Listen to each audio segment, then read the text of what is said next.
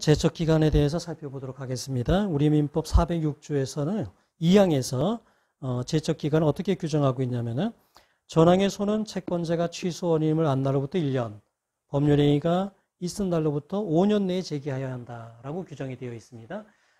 전항의 소는, 그러니까 이건 출소기간이에요. 반드시 소송의 방법으로 채권자 취소는 권리 행사를 해야 됩니다.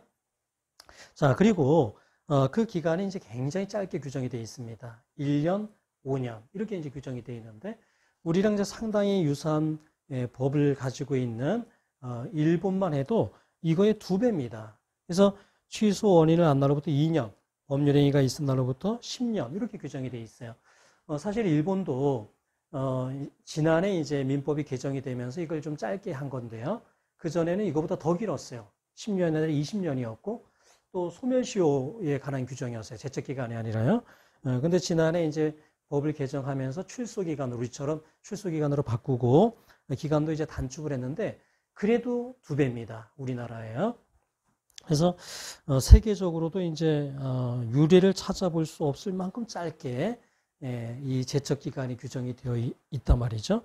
그래서 과연 그렇게 그 정도 이렇게 짧게 할 필요가 있는가 이런 생각도 들긴 하는데 어쨌든 채권자 취소소송을 제기하고자 하는 채권자는 유념할 수밖에 없습니다. 항상 제척기간에 유의해서 소송을 제해야지 됩니다. 자, 1번 판례를 보면은요, 이 A, B 사이에 이제 법률행위가 일단 매매 예약이 있었어요. 그 다음에 이제 매매 계약이, 본 계약이 있었습니다. 그러면 제척기간의 기산점은 예약일이냐, 계약일이냐, 본 계약일이냐 이게 이제 문제가 되는데 우리 대법원은요, 이 매매 예약일을 기준으로 제척기간 도가 여부를 판단한다라는 겁니다. 그래서 그 밑줄 쳐놓은 부분입니다. 그래서 가등기에 등기 원인은 법률행위가 매매 예약이 있잖아요. 그럼 본등기에 법률행위인 매매가 있다면은 이게 전혀 별개의 어떤 법률행위가 아니다 이거야. 법률행위가 아니다.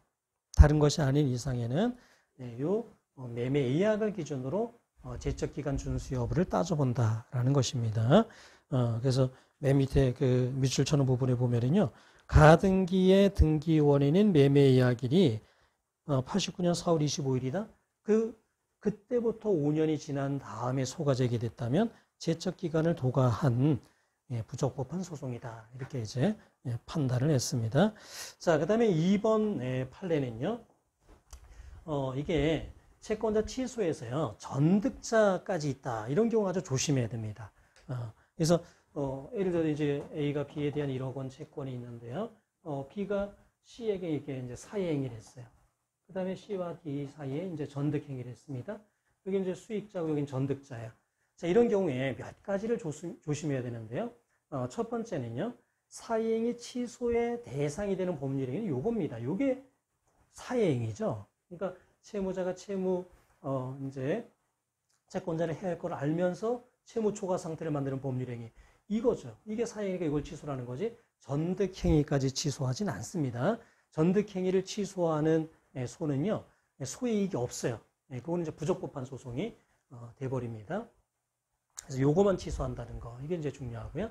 자, 두 번째는요, 채권자 취소는 상대적 효력만 있습니다. 따라서 A가 C를 상대로 사회행위 취소 판결을 받았다 하더라도 이거는 C에 대해서만 취소가 된 겁니다. 따라서 요 D에 대해서 또 채권자 취소 소송을 제기한다. 취소 원상회복을 구한다. 라고 하면은요, 요 D에 대해서 또 취소를 해야 돼요. C에 대해서 취소를 했다 하더라도 D에 대해서 요 사회행위를 또 취소를 해야 됩니다.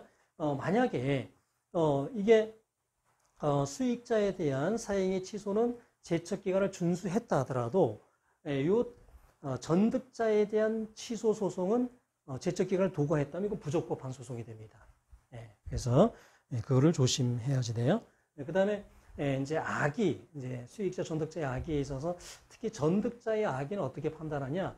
전득행위가 있었을 당시에 요 D가요, 요 B, C 사이의 법률행위의 사회성을 인식했다면 그거는 D의 악의가 있는 거예요. 수익자의 악의까지 알았을 필요는 없습니다. 그러니까 전득자의 악의는요, 전득행위 당시에 채무자 수익자의 법률행위가 사회성이 있다. 그거를 인식했다면 악의가 있다라고 본다는 겁니다.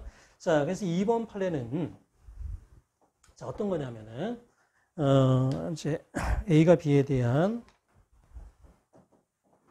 1억 원의 채권이 있어요. 자, 근데 B하고 C 사이에서 이제 어떤 부동산에 대한 이전 등기 사행위가 있었다는 거예요. 그런데 D가 이제 또 전득자입니다. 수익자고요, 전득자인데 가등기를 했어요. 97년 12월에 했는데 A가 C를 상대로 수익자를 상대로 채권자 취소 소송을 제기한 겁니다. 이게 98년 8월에 제기했어요. 자, 그 다음에 A가 D를 상대로 전득자를 상대로 소제기를 했어요. 채권자 취소 소송을 했는데 2002년 3월에 제기했습니다. 자, A가 C를 상대로 채권자 취소 소송을 제기해서 이게 취소가 됐다 하더라도요. C에 대해서만 취소가 된 겁니다. 그래서 D에 대해서 다시 원상회복만 구할 수는 없고 요거를 D에 대해서도 취소를 또 해야 됩니다. 그래서 요 D를 상대로 2002년에 이제 요 소를 제기했는데 문제는요. 수익자를 상대로 소 제기한 시점에서 채권자는 사회 행위가 있음을 알았다 이거예요. 그때부터 1년 이내에 권리 행사를 해야 되는데 이때부터 1년이 지난 요때 소제기를 한 거니까 이거는 제척 기간이 완성이 돼서 부적법한 소송이다. 이렇게 판단을 한 겁니다. 그러니까 이때 같이 했으면 좋죠. 수익자에 대한 소제기를 할 때 뒤에서도 같이 소제기를 했으면 좋을 텐데 이 수익자에 대해서만 소제기를 했다. 나중에 전득자에 대한 소를 제기했다. 수익자에 대해서 취소됐다 하더라도 전득자에서 또 취소해야 되거든요. 근데 그걸 이미 제소기간이 지난 다음에 소제기이기 때문에 부적법 각하 이렇게 되는 겁니다. 그러니까 실무를 할 때 아주 조심을 해야 되는 영역이에요. 자, 그 다음에 이제 3번입니다.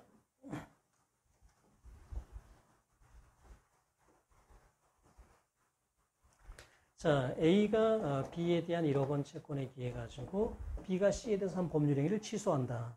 자, 그런데 요 A의 채권자인 갑이요.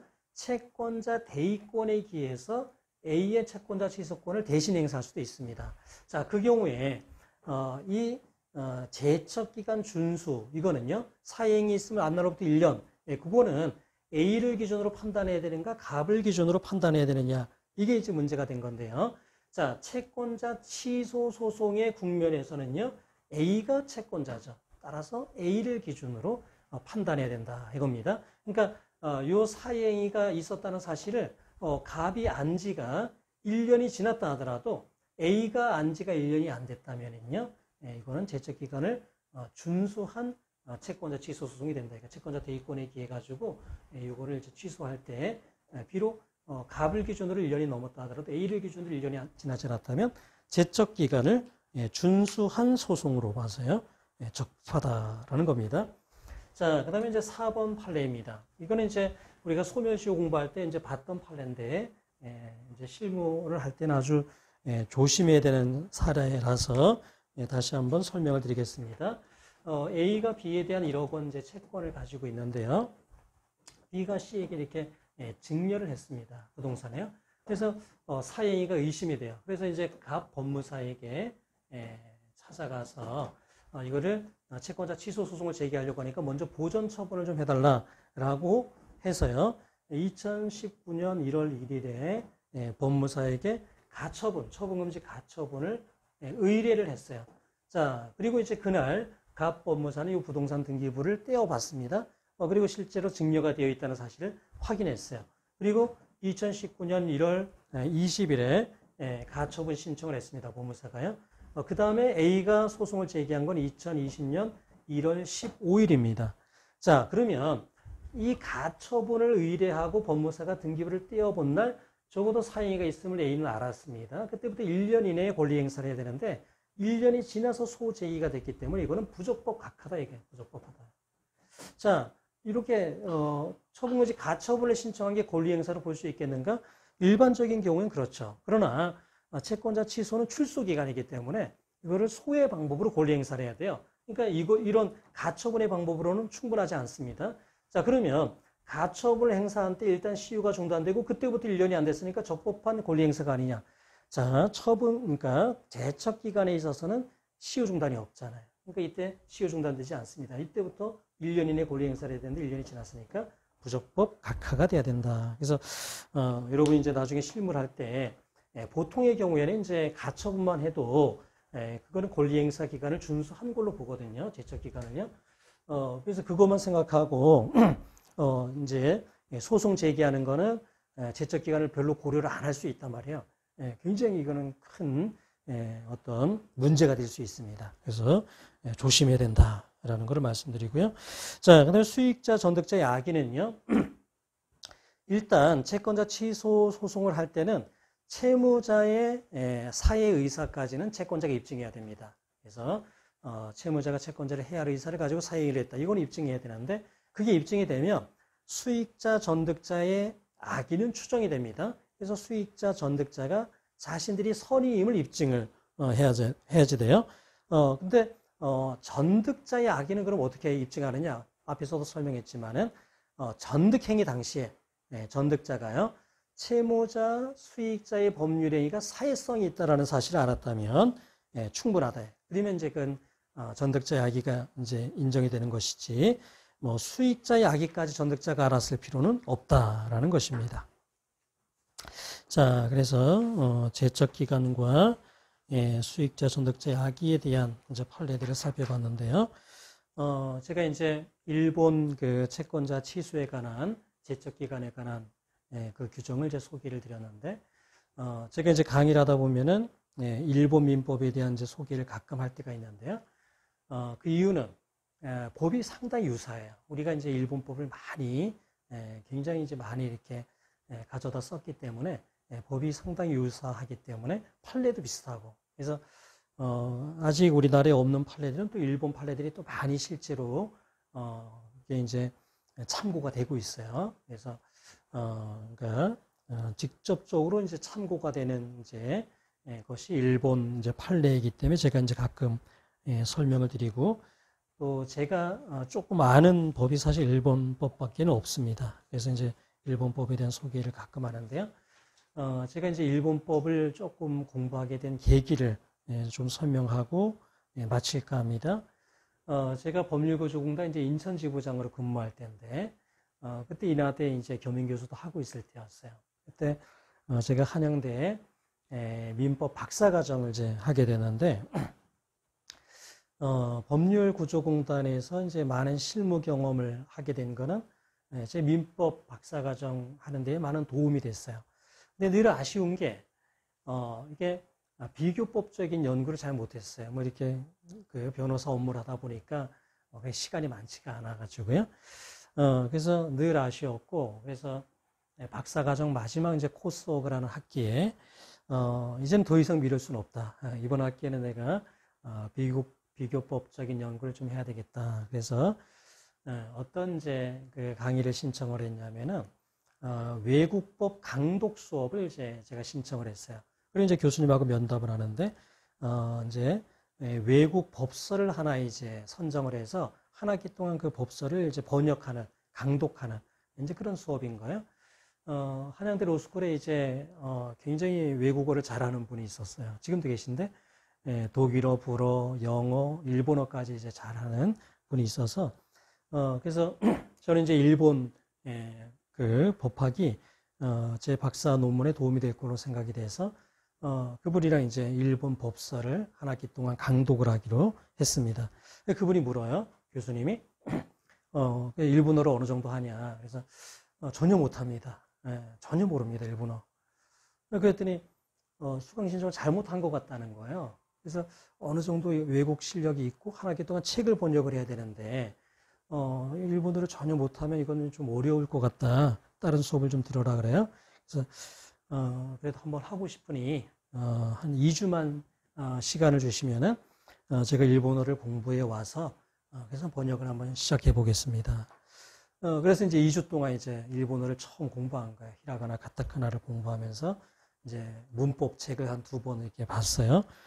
그리고 이제 책을 하나 정했는데 책 제목이 민사 집행 절차 참가와 소멸시효 중단효라는 책입니다. 그러니까 민사 집행에 이제 뭐 경미 신청을 한다든가 배당 요구를 한다든가 채권 신고를 한다든가 그런 행위가 소멸시효 중단효에 어떤 영향을 미치느냐에 관한 논문을 몇 개를 모아놓은 이제 일본 법학 서적이었어요. 어렵죠. 내용도 어렵고 뭐 일본어를 처음 하기 때문에 거의 암호 해독을 했습니다. 암호 해독 수준으로 이제 근데 나름 열심히 했어요. 그래서 밤잠을 줄여가면서 술을 먹으면 그 다음날 새벽이라도 일어나서 열심히 이제 했는데 시간이 지날수록 점점 이제 빨라져요. 그리고 이제 좀 더 실력이 붙어요. 그래서 결국 한 학기 동안 그 책을 다 번역을 했는데 교수님도 그때 굉장히 칭찬을 하셨어요.